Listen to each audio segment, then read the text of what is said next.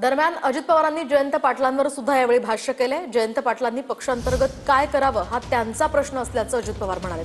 शिवाय राष्ट्रीय पातळीवर काम करण्याच्या हेतूने राजीनामा दिला असेल अशी शंका त्यांनी व्यक्त केलेली आहे। जयंत पाटलांच्या या प्रश्नावर अजित पवारांनी ही प्रतिक्रिया दिली आहे। तर आमच्या दोघांची राजकीय भूमिका वेगळी हे जगजाहीर असल्याचंही अजित पवार यावेळी म्हणाले।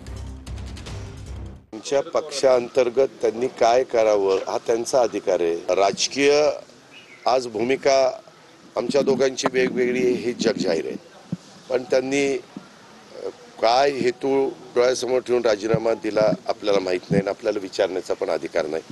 पण कधी पुढच्या आठवड्यात जर भेटले तर सहज जयंतराव काही आपल्या म्हणजे राजीनामा दिला त्याच्या मागचं कारण काय नाही।